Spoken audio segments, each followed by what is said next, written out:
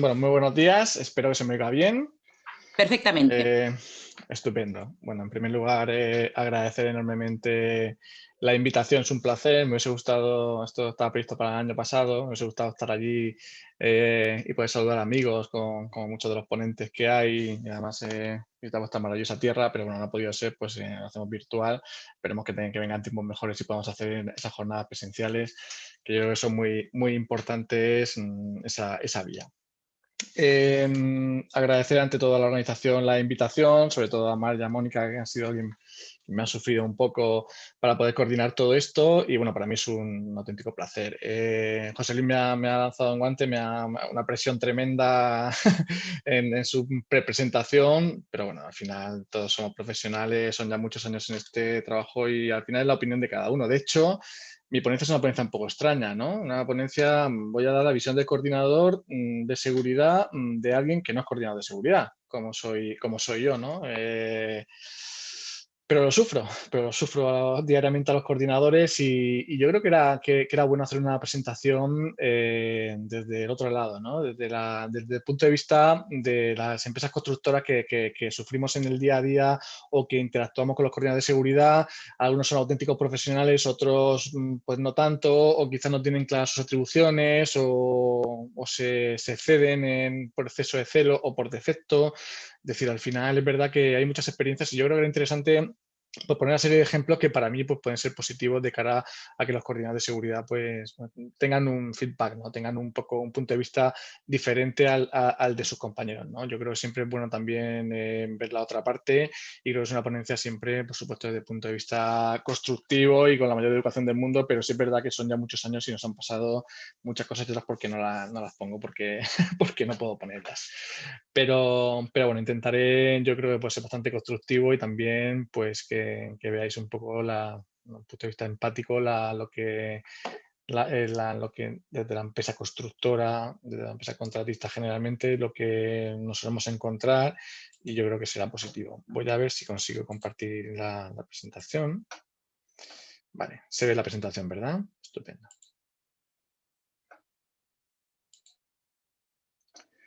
Muy bien. La labor del coordinador de seguridad desde el punto de vista de la empresa constructora. Insisto, yo creo que es importante también un poco, pues, ser objetivo y hacer un análisis un poco más global de esa labor, ¿no? De nos encontramos en obra. Al final, lo que voy a hacer básicamente va a ser pues, dar unas pinceladas sobre la labor de coordinador y sobre muchas cosas que nos encontramos en las obras, que es totalmente aplicable a las empresas constructoras y a todos los agentes que intervienen en la obra de construcción. Y empiezo por un cruce de correos muy interesante bueno, sería para explicarlo con tranquilidad, lo voy a dar un poco de una pincelada porque tengo poco tiempo para las cosas que quiero contar, pero es muy instructivo y ya explicaré por qué. Sucede un accidente en una obra y hay un cruce de correos entre el técnico de prevención de la constructora, de la contrata y el coordinador de seguridad. Aquí veis en el caso de texto en azul están los comentarios del técnico de prevención y en rojo los del coordinador de seguridad. ¿Vale? Hace una investigación del accidente el técnico de prevención y el coordinador pues discrepa sobre una serie de cosas, de comentarios que hace el técnico de prevención en su investigación. Ahora también hablaremos de eso. Y, por ejemplo, la cosa que dice el coordinador aquí en rojo, el punto 1, ha sido un accidente con baja. Según veo en el parte de baja, el informe de investigación, por lo que debe cambiar donde pone incidente por accidente. No es una investigación de incidente, sino de accidente, ya que hay daños humanos, etcétera.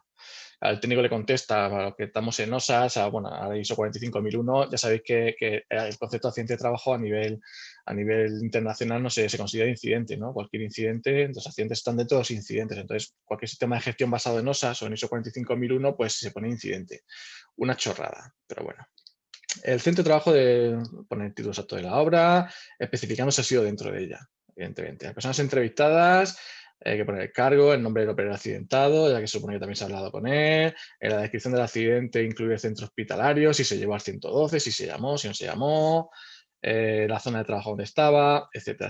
Insisto, no me quiero enrollar mucho, pero para que veáis que a cada cosa que pone el técnico de prevención en su investigación, pues el coordinador le discrepa.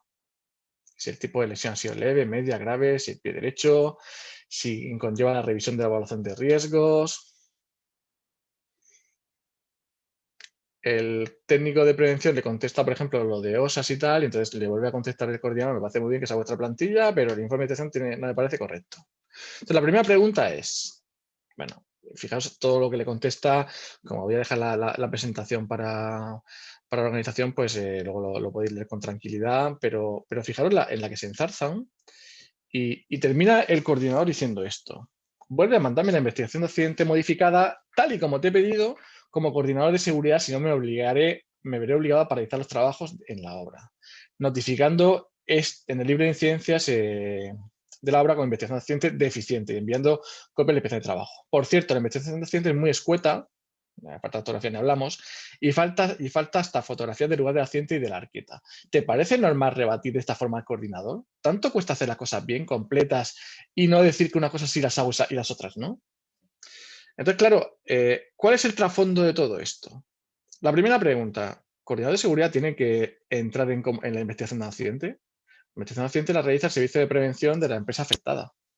Por lo tanto, bajo mi punto de vista, el coordinador debe tener conocimiento de la investigación, debe analizarla, tendrá que poner medios o hacer que se pongan medios para que no se vuelva a repetir el accidente, pero en el contenido de la investigación, hombre, si yo digo que la culpa es del coordinador de seguridad en mi investigación, lógicamente pues sí que, pero si pone incidente o accidente, ese tipo de chorradas, con todo mi respeto, ese coordinador no tiene absolutamente nada que opinar, pero bueno, aceptamos barco e incluso oye, de su punto de vista y tal, pero para nada. Y aprovecho para decir una de cosas importantes. Es muy común cuando hay un accidente de trabajo, yo no soy partidario para nada, a pesar de que los colegios profesionales lo recomiendan, que se escriba en el libro de ciencias cuando hay un accidente diciendo ha habido un accidente en la obra. Pero es que algunos coordinadores de seguridad incluso lo que hacen es investigar el accidente. La primera pregunta, ¿un coordinador de seguridad tiene que investigar accidentes? Para nada. Tiene en todo caso que exigir que el servicio de prevención, las empresas afectadas investiguen el accidente, pero el coordinador no tiene que investigar nada. Entonces ahí yo me he encontrado escritos en un libro de ciencia donde el coordinador notifica que se ha producido un accidente y además dice cómo cree que ha sucedido, etcétera. Eso es peligrosísimo, peligrosísimo. Primero porque a mí a veces me llevan meses investigar un accidente en profundidad, porque muchos accidentes son complejos. Y luego porque el que el coordinador ponga algo o no en el libro de incidencias, aparte de la responsabilidad que le pueda derivar en él, a mí me puede dejar con el culo al aire en un momento dado por una opinión que él, primero es una opinión, primero no tiene competencia para investigar ese accidente y segundo, es difícil que recién pasado el accidente sepa a qué se ha debido, ¿vale? Así que mucho ojo con eso porque creo que flaco favor nos hace. Y insisto, no soy partidario de que se investigue, de que se escriba el libro de incidencias porque es una forma de decir, yo soy coordinador, mi labor es coordinar las actividades de las empresas para que no se produzca un accidente en la obra. Entonces, cuando se produce el accidente, entonces lo escribo en evidencia como denunciándolo, ¿no? No, yo creo que la labor es que no se pase ese accidente y si sucede el accidente, pues la gente demostrar que ha hecho bien su labor, pero no sé, insisto, casi todos los colegios recomiendan que se escriba, los asesores jurídicos de los colegios, pero yo no creo que sea positivo ni para ni para el coordinador ni para el resto de personas de la obra. Pero bueno, sí, en todo caso, si se escribe en el libro de incidencias que se diga simplemente se ha producido un accidente y una caída de altura, lo que sea, y sin más. Y luego ya que investigue el Instituto de Seguridad correspondiente, la inspección de trabajo, etcétera. Por cierto, me acabo de acordar de una cosa que ha comentado José Luis respecto a la revisión de los andamios. No hay una periodicidad de revisión de andamio, me parece buena tu propuesta, José Luis, pero sí decirte que en la Comunidad de Madrid sí que hay una norma de andamios en la que no es conocida por poca gente, o no todo el mundo la aplica, en el que sí que se exige una revisión por parte de la empresa instaladora, la empresa montadora, cada 15 días. Creo que en Cataluña no hay nada, creo que en el resto de España no hay nada, luego hay normas un ayuntamiento como Donosti que tiene su propia norma de andamios y tal, pero sí que es verdad que en Madrid se exige esa norma de la comunidad autónoma, exige la revisión cada 15 días. Bueno, una pincelada. Bien. Y para finalizar este correo, una última cosa para mí súper importante. ¿Por qué el coordinador se mete en este berenjenal? Porque el coordinador es un técnico de un servicio de prevención. Sabemos perfectamente que los servicios de prevención no pueden tener ningún tipo de vinculación con las empresas que están en obra. O sea, tenemos un problema. De hecho, hay muchos promotores, muchas entidades públicas, que en los pliegos de condiciones para ofertar la coordinación directamente prohíben que sean servicios de prevención ajenos quien oferte. Porque yo cuando oferto una coordinación puede ser que no, evidentemente no sé quién va a ejecutar la obra, o a lo mejor lo va a ejecutar un contratista o una constructora que no es cliente mía, pero esa constructora va a meter durante la obra un montón de subcontratas que en un momento dado pueden ser clientes míos. Así que yo no soy excesivamente partidario de que los servicios de prevención sean coordinaciones. También es cierto que suele ser un técnico el coordinador suele ser uno y el técnico de servicio de prevención de las empresas suele ser otro. Yo diría que se está bordeando la ley, ¿no? Pero bueno, yo soy partidario de que, porque al final pasa este tipo de cosas, ¿no? Al final el coordinador confunde su labor de coordinador con su labor de técnico de prevención. Bien. ¿Por qué sucede anterior? Como he dicho, realmente yo creo que no tiene claras cuáles son sus funciones, las que dice el artículo 9 del 1027, que mucha gente se queja de que es escueto, pero yo creo que es más que suficiente para ejercer la labor de coordinador, lo que pasa es que luego hay que desarrollarlo. Como he dicho, es un coordinador de un servicio de prevención. Las obligaciones del artículo 9 las conocemos perfectamente, no las vamos a decir, coordinar, todos los principios del 627, almacenamiento, etcétera, aprobar el plan de seguridad, organizar la coordinación de actividades, las acciones y funciones de control de los métodos de trabajo, adoptar las medidas necesarias para que la gente no va a hacer la obra, etcétera. Son muy conocidas, pero al final, ¿cómo se consigue el cumplimiento de ese artículo 9? Pues en primer lugar, el coordinador, le guste o no, tiene que ser un prevencionista, tiene que ser un profesional de la seguridad y salud, tiene que pensar en prevención y no en protección. Esta mañana se hablaban en charlas sobre los equipos de protección individual. José Luis lo ha comentado muy bien. O sea, si es que está todo inventado. El artículo 15 de la Ley de Prevención dice que se tiene que prevalecer la protección colectiva frente a la individual. Es muy común que en los planes de seguridad muchos coordinadores y muchos técnicos de prevención y tal resumamos o un trabajo en concreto nos vayamos a la protección individual porque pues se pone un punto de anclaje aquí y ya está. Entraremos si es certificado, etcétera. Pero es que hoy en día casi todo está inventado y casi todo se soluciona con protección colectiva o con planificación previa de trabajos o con procedimiento de trabajo que evita el riesgo. Entonces, yo creo que una de los hándicaps de muchos coordinadores es que tengo que ejecutar el torreoma, o sea, ahí se pone un punto de anclaje, una línea de vida. No, hay que exigir un andamio si se puede montar, una protección, una barandilla, como comentaba el compañero del Instituto de Seguridad, es decir, del centro de trabajo. Al final, casi hoy en día hay elementos de seguridad suficientes para proteger colectivamente todo, porque además encima el EPI exige la vigilancia de recurso preventivo, es imposible que un recurso preventivo, que 1, 2 o 5 estén vigilando a cada trabajador, etcétera. Entonces yo creo que los coordinadores que hacen la coordinación y que supervisan los planes de seguridad tienen que exigir por encima de todo que se cumplan los principios de acción preventiva. Ante todo, esa protección colectiva, esa ejecución de los trabajos siempre con la seguridad, evitando el riesgo por encima de todo. Y eso es algo que, por desgracia, pues no se hace con demasiada frecuencia.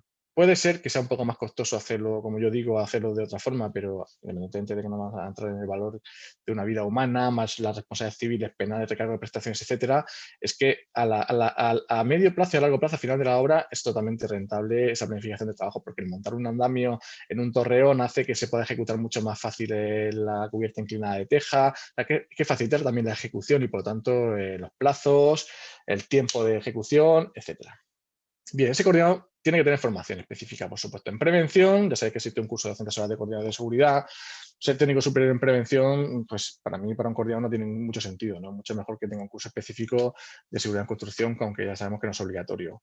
Y insisto, siempre la acción preventiva frente a la acción correctiva. Y claro que tiene que tener una titulación habilitante, ¿no? No voy a entrar tampoco en las guerras tremendas que hay entre colegios sobre arquitecto técnico, ingeniero técnico según sus competencias, si un ingeniero puede ser coordinador de edificación, si el de edificación puede ser tal, si en obra civil hay un vacío legal. Es decir, no creo ese tipo de cosas y además sabéis perfectamente que en pocos años todo el mundo se va a liberalizar el mercado y todo el mundo va a poder hacer coordinaciones porque es lo más lógico y tiene que hacer el que sepa, ¿no?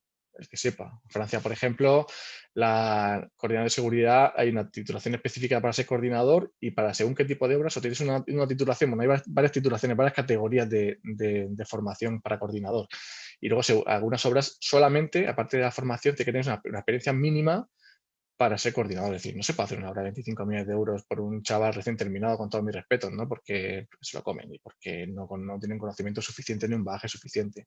Entonces, yo creo que al final la experiencia y la formación específica en coordinación de seguridad es fundamental. Bien, tiene que conocer el proyecto. Claro, si empezamos a hablar de los proyectos de este país, pues ya tenemos un problema, ¿no? Proyectos básicos con los que se comienza la obra y se van haciendo conforme se va ejecutando, etcétera. Yo que me habéis oído conferencias mías o habéis leído mis publicaciones, siempre digo que uno de los problemas que tenemos en este país es que el estudio de seguridad se elabora siempre después del proyecto. Se supone que el proyecto se tiene que integrar la prevención. Supone que se tiene que tener en cuenta la prevención cuando se elabora el proyecto. ¿Cómo se va a tener en cuenta la prevención si el estudio de seguridad que debería elaborarse conjuntamente al proyecto no se hace conjuntamente, sino de aquí tienes el proyecto, ahora haz un estudio de seguridad? Y luego encima, un estudio de seguridad que luego el que va a ejecutar la obra no sé qué empresa es, no sé qué me va a utilizar, no tiene ningún sentido. Bueno, ya que mi libro de diagnósticos estos de la construcción, yo creo que el estudio de seguridad debería desaparecer. Yo creo que el estudio de seguridad debería ser un pliego de condiciones en el que yo le digo de 15, 20, 25 páginas, 8, en el que yo le digo al contratista, en mi obra quiero esto, esto, esto, esto, esto. Pero evaluar los riesgos en el estudio de seguridad no tiene ningún sentido. Y al final sabe el autor de estudio qué andamio va a utilizar para ejecutar el cerramiento de la fachada el contratista, ¿no? Si no sabe ni siquiera muchas veces quién es el contratista. Entonces, ¿qué sentido tiene? Al final, ¿qué hace el autor de estudio? Pues pone todos los andamios imaginables y ya que elija él.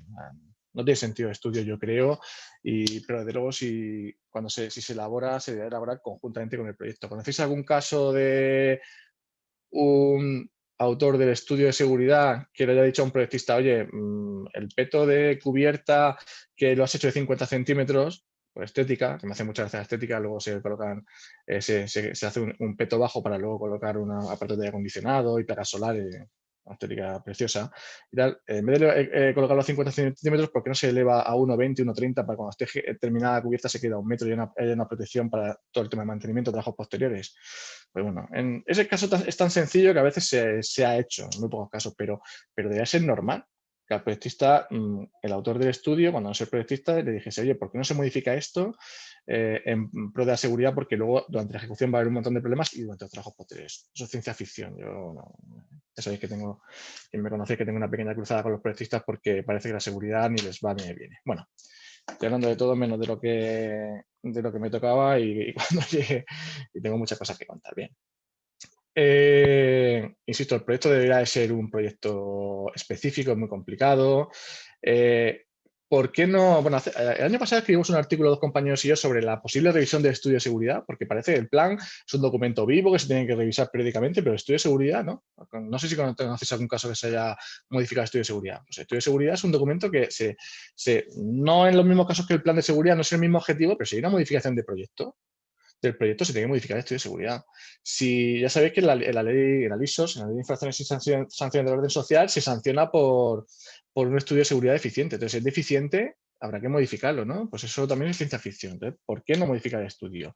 Y de hecho, y como comentas, esa mejora de los proyectos en obra, porque nos encontramos este tipo de cosas. Como decía, esas placas solares, ese peto bajo, esto es un colegio, tal, en el que porque a nadie o se le ha ocurrido o simplemente al proyectista, nosotros lo intentamos en todas las obras, lo conseguimos en muy pocas, modificar el proyecto. Oye, vamos a elevar este peto y tenemos en todo momento el trabajo al trabajador protegido. Al final tienes que hacer este tipo de inventos porque ese peto es muy bajo y, por supuesto, esto el trabajador se puede enganchar a ese punto, no vamos a entrar ni siquiera si cumplía 795 o no. Cuando ya tienes colocados esos perfiles de aluminio o este acceso a una cubierta que yo me descojono con las cubiertas planas no transitables. ¿Existen las cubiertas planas no transitables? O sea, hoy en día todo es transitable, todo es accesible. Primero, esto es un instituto también en el que se hace una puerta por arte de magia que no estaba en proyecto para acceder aquí. Hombre, menudo peligro, ¿no? Acceder aquí sin ningún tipo de protección. Entonces, porque supuestamente la cubierta es no transitable, pero es que hoy en día en todos los edificios, si no hay placas solares, hay aparatos de acondicionado, hay canalones, hay elementos de que hay que subir a hacer la limpieza y es transitable. Por lo tanto, hoy en día todo, lo comentaba también el compañero y tal, hoy en día todo tiene que ser, se tiene que tratar como transitable y todo tiene que estar protegido. Y hubiese sido tan sencillo como que en el código técnico, que ya si el Ministerio de Fomento hizo ahí un apaño y tal para decir que se tuviesen en cuenta los trabajos posteriores, como que en el, en el código técnico se hubiese dicho obligatoriamente, peto alto, obligatoriamente siempre de protección colectiva en el acceso a cubiertas, a zonas supuestamente no transitables. O sea, obligatoriamente, en naves industriales, obligatoriamente protección colectiva para lucernarios, para translúcidas, perimetralmente que suba un metro, que tiene una barandilla fija, obligatorio en el código técnico. Y se acabó. Y nos quitaremos un montón de accidentes mortales que tenemos en este país. No sé, es un tema de falta de interés, porque el conocimiento no lo hay, porque me consta que se ha presionado mucho para eso, pero no termino de entenderlo. No, la verdad es que no. Bueno, un colegio en el que también hay que subir a hacer un acceso y no existe ningún tipo de acceso preparado. No solamente hablamos de la protección, de la falta de protección en la zona, sino el acceso, ¿no? Que no se cuida nada. Bien, hay que conocer estudio de seguridad en el caso del coordinador de seguridad cuando no ha sido el redactor del estudio, que también pasa muchas veces. Tenemos obras en las que no se le adjudican, el estudio lo ha hecho la ingeniería o el estudio de arquitectura y luego cuando el coordinador es otro, entonces exige una serie de cosas que ni venían puestas en el estudio, ni en el pliego de condiciones, ni nada. Me parece muy bien, pero esto no venía contemplado. ¿Por qué no se pide antes? Que es lo que yo siempre digo, ¿no? Ese pliego de condiciones, que es lo que debería ser ese pliego de condiciones que se da entrega a todas las empresas cuando ofertan para que todo el mundo analice ese pliego de condiciones y oferte la obra en igualdad de condiciones de lo que yo quiero. Por ejemplo, quiero barandilla certificada UNE 3774. Quiero que mis redes sean de tales características o certificadas bajo la norma tal. Pues eso se debe poner en un pliego y todo el mundo pasará por ahí. Luego ya cada uno utilizará el sistema que considere, pero con ese pliego mínimo, esa exigencia mínima. Bien, este es el, bueno, luego pondré este en mi blog, este es el presente artículo que escribí sobre la modificación del estudio de seguridad. Se publica en la revista Seguridad, Formación Seguridad Laboral, que bueno, yo creo que está bastante interesante, lo podéis ver de todas formas al final de mi ponencia, para que no lo conozcáis, pues os pondré la edición de mi blog, que es diagnóstico-prreconstrucción.com. En el pliego de condiciones de los estudios, otra cosa que se nos exige mucho en los planes y que se pone en los estudios es toda la relación de normativa, que por supuesto siempre hay alguna desfasada. Hay gente que te va a poner la antigua ordenanza, etcétera. La normativa es de obligado cumplimiento. En las leyes, los reales decretos, el convenio de la construcción, las normas municipales son de obligado cumplimiento. ¿Qué sentido tiene decir que en mi obra se tiene que cumplir el 1727? Que se tiene que cumplir el Real Decreto 773 de equipos de protección individual. Es obligatorio cumplirlo. Por favor, coordinadores, dejar de exigir en los planes de seguridad, no ponme la relación de normativa. La normativa de obligado cumplimiento esté puesta o no. No tiene ningún sentido. Otra cosa es que yo diga, en mi obra, las plataformas de carga y descarga tienen que cumplir la norma UNE. Vale, pues entonces lo pongo. Es una norma UNE, una norma técnica en la que tenemos ahí las discrepancias sobre si es de obligado cumplimiento o no. Tenemos la eterna discusión. Vale, pues para dejarlo claro, en mis obras quiero plataformas con cumplimiento de norma UNE.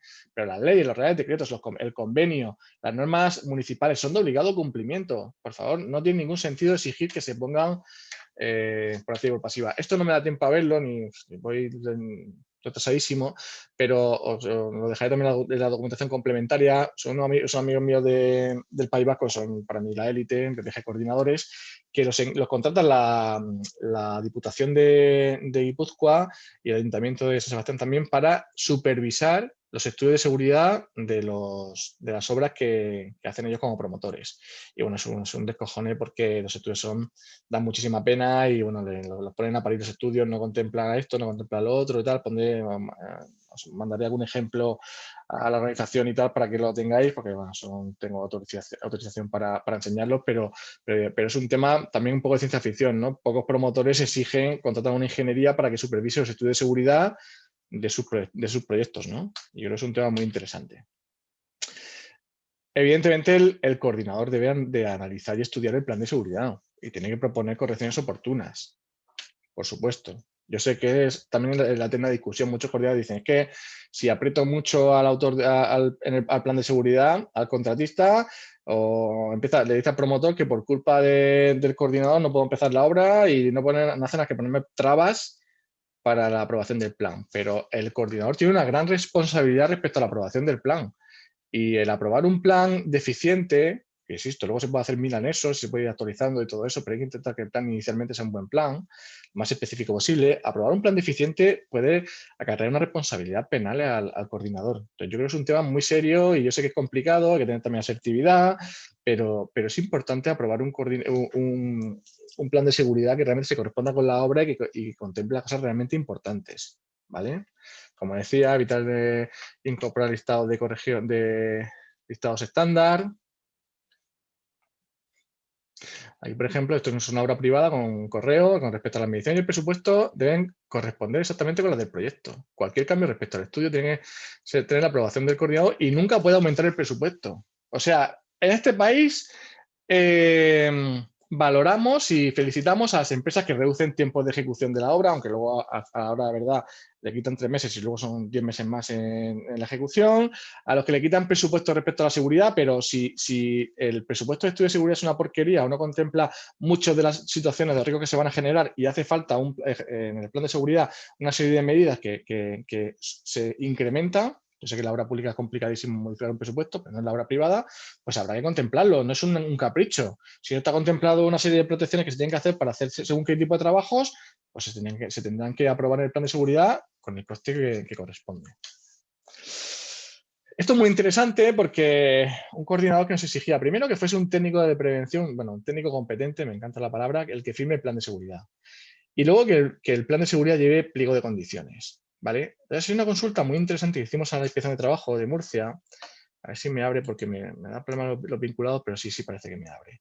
Y yo creo que es muy interesante, también está en mi blog, que además está en concreto, la pregunté yo ya en 2012, y dice la Inspección de Trabajo.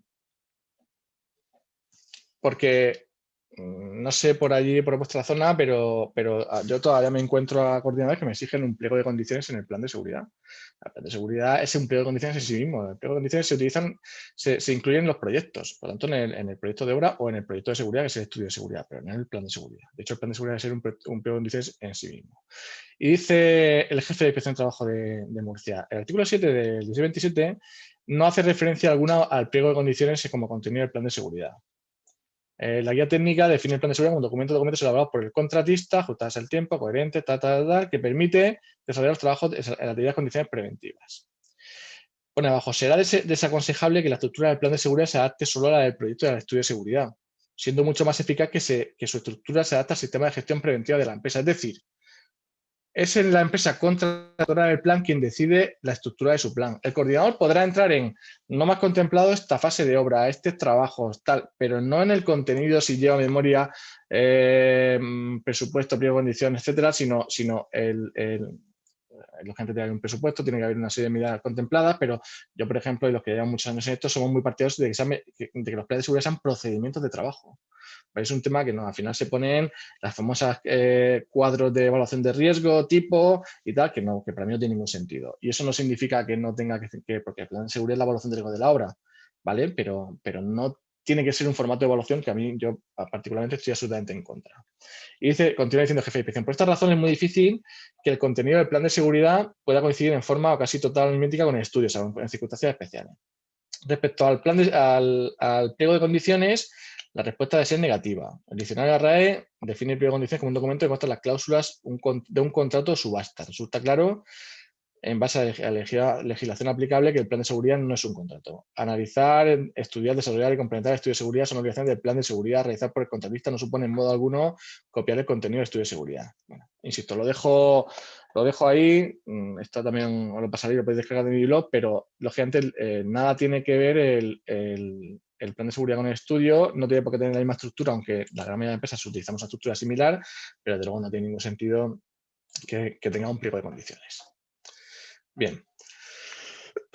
Y respecto a la elaboración, evidentemente, yo soy el primero que soy partidario de que lo elabore un técnico.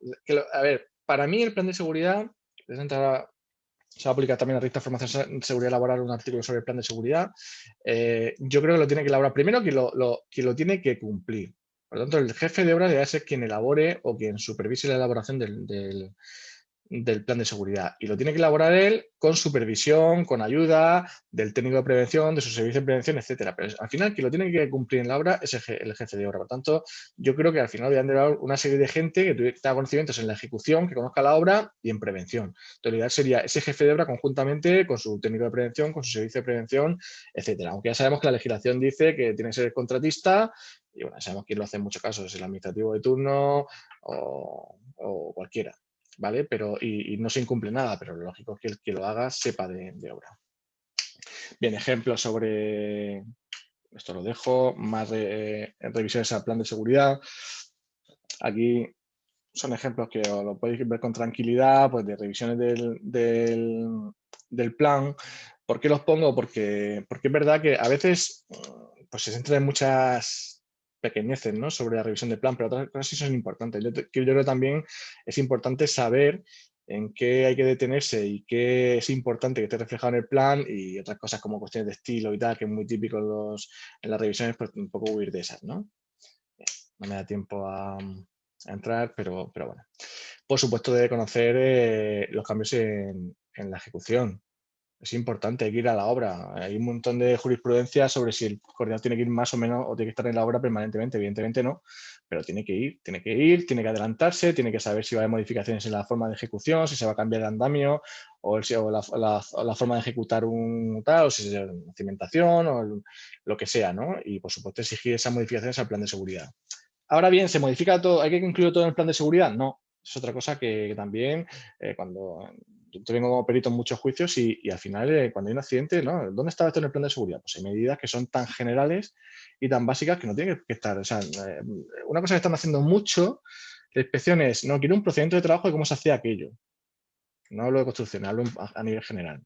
Y entonces, ¿no? O sea, un trabajador puede conocer perfectamente lo que tiene que hacer por su experiencia, por la evaluación de riesgos, sino que existe un procedimiento de trabajo específico. Pero es una cosa que está pidiendo mucho y luego se utiliza para sancionar a la empresa por no cumplir el procedimiento. ¿Vale? No olvidemos que, aunque en el plan de seguridad está casi todo lo que se ejecuta documentado, no todo, y que en otros trabajos realmente la normativa lo que te exige es un procedimiento de trabajo en alta tensión, en trabajo de amianto, etcétera. Entonces, debe de contemplarse todo lo que se ejecute en la obra en el plan de seguridad en anexos, pero huir de medidas generales.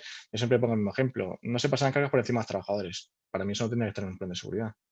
Porque es obvio, porque el curista tiene un carnet que sabe que no puede hacerlo y tal. Ahora, cuando pasa un accidente, pues la inspección te reclama, ¿no? ¿Está incluida esta medida? Es un tema, una discusión que tenemos con la inspección de si queremos documentos concisos y concretos o queremos documentos que sean un vademecum y nos vayamos a 1000 páginas y que lo contemplen todo. Bien, rechazo del procedimiento de trabajo. El coordinador de seguridad se reúne con la contrata, establecen hacer un procedimiento de trabajo en anexo al plan de seguridad y luego le pasan anexo que no tiene nada que ver con lo que habían hablado. Pues lo rechazan directamente. Es excesivamente generalista, en algunos casos contradictorio, etcétera. No hay que tener ningún miedo a tal. Bueno, agilidad también, en muchos casos se tarda muchísimo en las aprobaciones de esos planes de seguridad, esos anexos al plan de seguridad o de los planes y eso también genera bastantes problemas. Entonces yo creo que es importante que los coordinadores sean ágiles también, ¿verdad? Que muchas veces tienen mucha carga de trabajo. Entonces, por ejemplo, pues bueno, un coordinador que además tiene un poco de morro y te dice, oye, te doy el nombramiento de coordinación y tú me buscas al promotor y que te lo firme por mí. Hombre, con todos mis respetos, el que te contrata a ti es el promotor, por lo tanto, dáselo tú la hoja de nombramiento que te lo firme. ¿Vale? O esto, una modificación al plan de seguridad que corría muchísima prisa y al final se registra 12 días después. Bueno, pues al final son guerras. Y esto es una cosa muy importante también, que yo creo que está bastante ya... Pues todavía me sorprende en alguna charla que doy, que todavía la gente se queda... Señores, coordinador de seguridad. Bueno, primero, ahora lo comentaré, la labor del coordinador no es supervisar toda la documentación del personal que está en obra. La gente que se confunde con el tema de que del control de las personas que hacen a la obra y tal, no, yo creo toda la documentación la quiero revisar. Hay una cosa muy importante, evidentemente el coordinador tiene que, a mí la gente me pregunta, entonces ¿qué hacemos? ¿No pedimos ningún tipo de documentación del personal de obra? Sí, Pero el coordinador tiene que ir por la obra, tiene que comprobar que el contratista o los contratistas tienen un control de acceso en condiciones, que la gente que entra está autorizada, documentación en regla, etcétera, y para eso se puede hacer pues, con un muestreo puntual, ¿vale? Le tomamos el nombre a los trabajadores y a ver, enséñame la documentación, ya sea por plataforma de gestión documental o porque tal, o me la mandas por correo y veo que lleváis un control, pero no supervisar cada documento y toda la documentación, primero porque es imposible y no llega, y segundo porque incurre una responsabilidad que no tiene, ¿eh? O sea, al final yo soy el primero que digo, no, es que a mí el coordinador me exigía que todos los documentos de todos los trabajadores, de todas sus contratas, mandárselos a él para darme el visto bueno. Entonces, si en un momento tengo un problema de un accidente de una persona que a lo mejor la documentación no es correcta, lo primero que diré es, vale, culpa mía, pero coordinador, yo se lo mandaba todo y tampoco me dijo nada. Entonces, no asumáis coordinar responsabilidades que no os competen, y mucho menos en temas que no tienen nada que ver con prevención. O sea, todavía hay coordinadores que este tipo de listados de documentos de estar al corriente de la seguridad social, la Hacienda, el IVA, las escrituras de la sociedad, seguro de responsabilidad civil, eso no tiene absolutamente nada que ver con las obligaciones del artículo 9 del coordinador, ¿vale? Y ni siquiera la documentación es como cuando el coordinador pide, no, entrega de EPIs. ¿Para qué le importa al coordinador que le den un recibo de entrega de EPIs de un trabajador? Le importa al coordinador que cuando vaya a la obra el trabajador lleve su casco, lleve su calzado de seguridad, etcétera. El registro de entrega de EPIs, ¿para qué?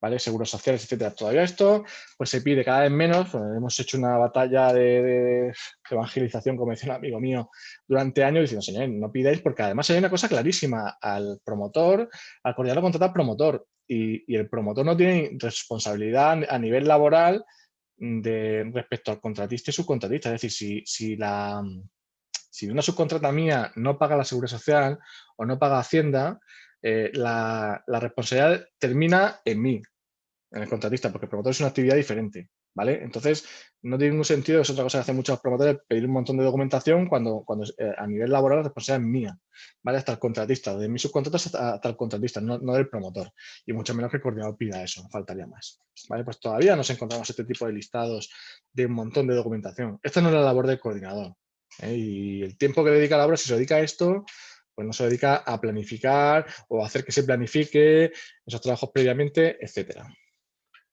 Otra cosa importante, bueno, este es un documento también muy interesante, también consultado al Inspección de Trabajo de Murcia, que también está en mi blog, precisamente que se hizo sobre esto, ¿no? Se preguntaba a la inspección qué documentos son responsabilidad del promotor exigirlos y cuáles no. Entonces, lo que decía la inspección, pues alta la empresa, no genera ningún tipo de responsabilidad en el promotor. Fotocopia del DNI administrador, certificado de la corriente social, responsabilidad para el contratista, ¿vale? No para el promotor. Entonces iba documento por documento exigiendo diciendo cuáles generan responsabilidad y cuáles no. Está muy interesante, lo podéis también descargar de mi blog. Bien, muy rapidísimamente. A ver por dónde voy. Bueno, voy por la mitad, pero voy a intentar terminar en 10 minutos si puede ser. Y luego es importante no extralimitarse. Vale, esto es un caso que nos pasó en una obra en la que una coordinadora de seguridad nos exigía ensayos de las redes bajo forjado, que esta mañana se han hablado de ellas, ¿no? Al final la red cumplía una norma de red bajo forjado y de redes de sistema V, red de Orca. Y al final, por cierto, otra cosa importante, la coordinadora de seguridad, bueno, en este caso tenemos el forjado totalmente encofrado, forjado de 1000 metros cuadrados, se habían entablado todo, estaba puesto el hierro, por lo tanto no existe ningún tipo de riesgo de caída, y la coordinadora se empeñó en ensayarles. Bueno, son una red normalizada, vienen en base a normas, han ensayado estática y dinámicamente, porque para eso vienen ensayadas. Por cierto, felicito a la Fundación Laboral, que ahora en su centro de trabajo en Logroño tienen la única entidad ahora para certificar todo tipo de protecciones colectivas, que ha sido un gran paso por parte de la Fundación Laboral. Y al final, como la red viene certificada, yo no tengo por qué hacer ese tipo de ensayos. Y la coordinadora se empeñó en que nos paralizaba la obra si no hacemos ensayos. Es como, que se me olvidó decirlo cuando os he enseñado al principio el cruce de emails y que dice, como no me mandes la investigación del accidente bien correcta, te paralizo la obra. Señores, el coordinador de seguridad solamente puede paralizar la obra en caso de riesgo grave e inminente, ¿vale? Si no, por supuesto, respecto a la investigación, si te gusta o te deja de gustar, para nada, pero ni siquiera aquí no existía ningún tipo de riesgo porque estaba todo entablado y estaba todo protegido. Y entonces no existía riesgo de caídas a las redes bajo forjado.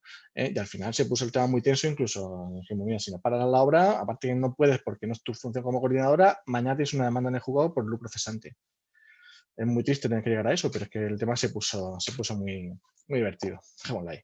Bien, ser conocido en obra. Decía un amigo mío, es que el coordinador es el autista de la obra, ¿no? Llega ahí, va antes con una cámara de fotos, ahora con el móvil, hace 25 fotos, se va, entonces por la tarde te manda un informe, le preguntas, mis encargados tienen instrucciones, como es normal, a los coordinadores, ves alguna cosa que podamos mejorar, tal.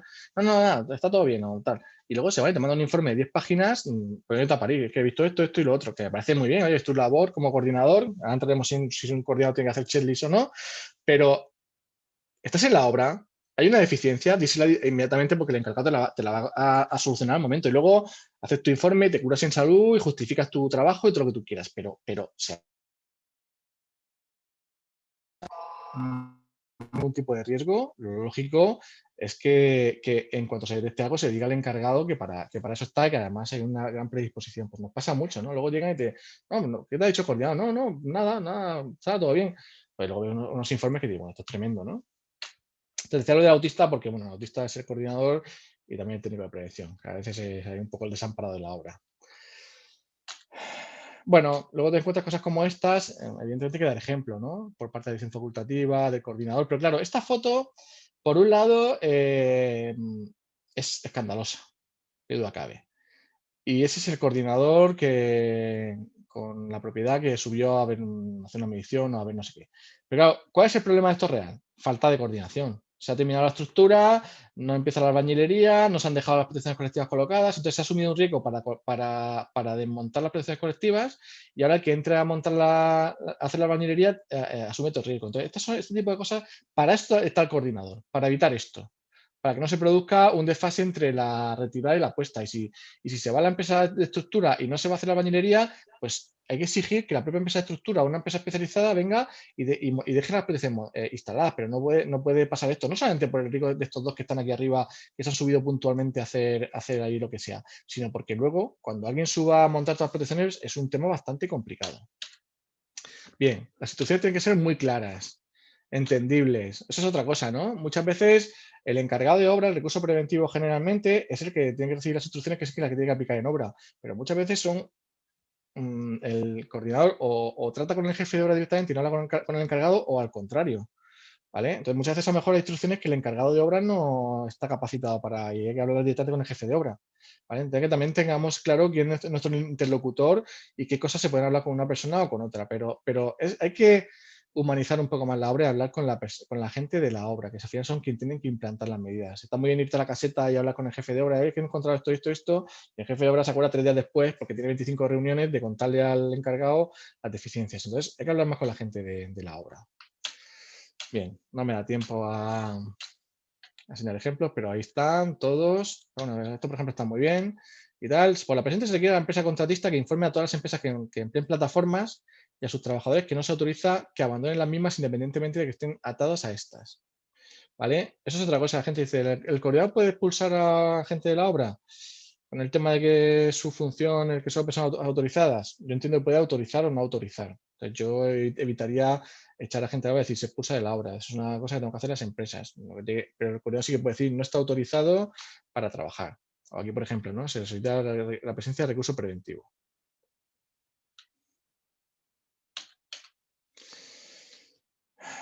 Como decía, a ver a quién se le transmite.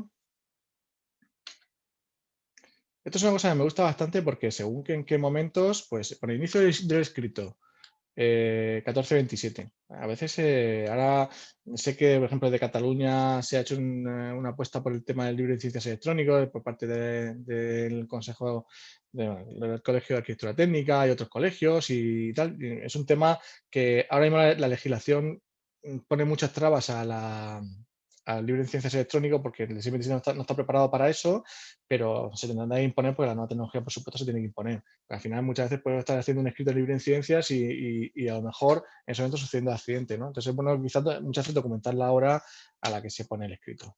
Bien. Rapidísimamente muchos ejemplos. Al final es que tengo un rollo. Sí es cierto que se tienen que mantener siempre criterios preventivos frente a otros. Esto es una obra que hicimos en Paseo Marítimo de Vélez, Málaga, y claro, al final eran muchísimos metros lineales de vallado, entonces el coordinador nos exigió que se protegiese este vallado íntegramente, es decir, el vallado estaba muy bien y luego hay otra zona en la que era perfectamente accesible como aquí, ¿no? Entonces, al final, pues, es lo que hablamos, tenemos que tener en cuenta que si al final hay que montar 500 o 600 o 1000 metros lineales de valla para la obra, pues hay que preverlo, y hay que preverlo en el proyecto, y hay que cuantificarlo, y en el estudio de seguridad, y por supuesto en el plan de seguridad. Luego un tema importante es, ¿son incompatibles la labor del jefe de obra, de un coordinador de seguridad y intervenga como director de ejecución o director de obra?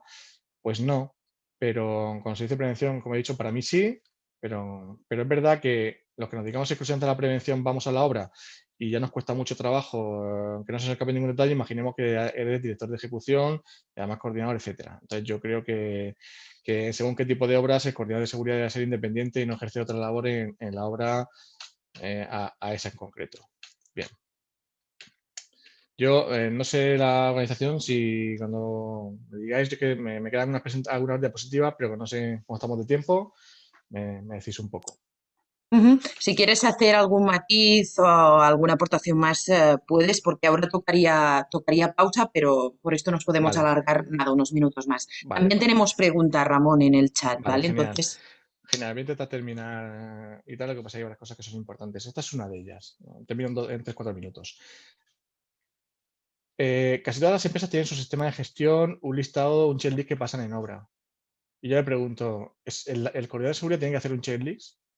Que yo entiendo que internamente haga un checklist para saber un poco qué tiene que revisar y tal.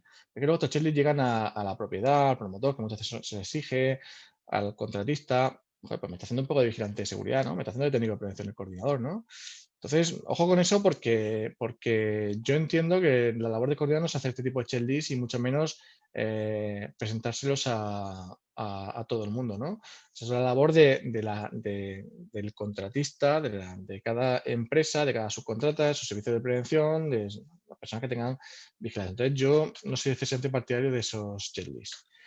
La comunicación es fundamental. Muchas veces hay una falta de comunicación tremenda entre las diferentes personas en la obra. Nos tenemos que tener claro que somos educadores en prevención y nos toca todos los días estar machacando y, por supuesto, teniendo mano dura cuando no se nos hace caso. Eso es importante. Hay una cosa muy importante, en 3-4 pinceladas más, porque que son tantas. El coordinador no puede extralimitarse en sus funciones. Es muy normal, por ejemplo, cuando se va a hacer una excavación o una cimentación, se va a hacer por bataches, ¿no? Hay una reunión para. Entonces, me llaman al técnico de prevención, a nosotros nos llaman muy a menudo, y al coordinador para decidir esos bataches o esa excavación, cómo se va a hacer, qué tipo de talud, etcétera. Y yo digo que sí, que yo voy, pero yo voy de oyente. Es decir, yo no decido bajo ningún concepto y el coordinador tampoco debería si se taluza a 60 grados o a 30 o se hace un batache, si el batache mide 4 metros o mide 5. Es una decisión de la dirección facultativa, pero del director de obra y director de ejecución. Y si no, que me llamen al geólogo, ¿vale? Y en todo caso de mi empresa, de punto de vista del jefe de obra y tal, pero la decisión es del director de obra y director de ejecución. O sea, a menudo se implica al coordinador y muchos de ellos, como les va la marcha, no, pues yo lo haría así. Ah, perdona. O sea, tu misión como coordinador es, una vez que se decide hacer bataches, pues ya sabéis que, se tiene que montar una plataforma de trabajo con su barandilla, tal, acceso, tal. Esa es la misión del coordinador, pero la decisión a nivel de ejecución no es del coordinador y mucho menos del técnico de prevención. Entonces, por favor, no os metáis en camisas de once varas y en temas que no son vuestros, que bastante tenéis ya. Que la gente dice, no, y entonces si hay un accidente, si hay un accidente, lo siento mucho, pero el que haya decidido que se traduzaba de tal forma o de otra forma, tendrá que responder por ello. Un informe aquí, pues se solicita asistencia al geólogo para que diga. No me he resistido a poner algo del COVID. Ay, el COVID. Esto es de ayer. Una obra en la que tenemos un positivo.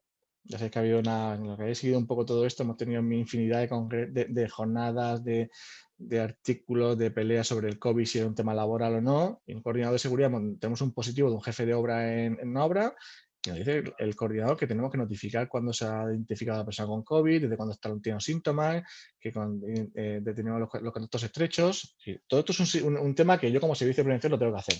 Pero con todos mis respetos al coordinador. Otra cosa es que el coordinador ha estado allí y le haya contagiado, pero esto es un tema que al coordinador ni le va ni le viene. ¿vale? Entonces, insisto, es un tema bastante superado. Creo que casi todos tenemos claro que es un tema no laboral, que hay que aplicar todas las medidas que se puedan y seguir los protocolos sanitarios, pero sanitarios, no laborales, ¿vale? Bien. Y yo creo que voy a terminar porque todo esto, la presentación son ejemplos que están muy bien. Vale, no me quedaba tanto. Bueno, a veces se termina la obra y luego el libro de ciencias se lo dejan por la obra, etcétera y tal. Pero bueno, en definitiva, aquí tenéis mi blog, en definitiva, lo que yo creo que lo que tiene que tener muy claro el coordinador es que tiene que dedicarse a su labor, que es coordinar actividades empresariales, coordinar empresas y planificar previamente la función, no a revisar documentación, no a revisar papeles sin prejuicio de que hagan muestros puntuales, no debe excederse su responsabilidad, que es la prevención de riesgos laborales de entre las empresas, nada de tomar decisiones a nivel de ejecución, etcétera, no sé que sea director de ejecución, evidentemente. Y bueno, pues nos encontramos muchas cosas y con ese error de conceptos de paralizo los trabajos, esta amenaza con que te paralizo si no me das el papel que yo quiero, todo eso evidentemente no entra en la competencia del coordinador y a veces pues te tienes que poner serio. Muchas gracias.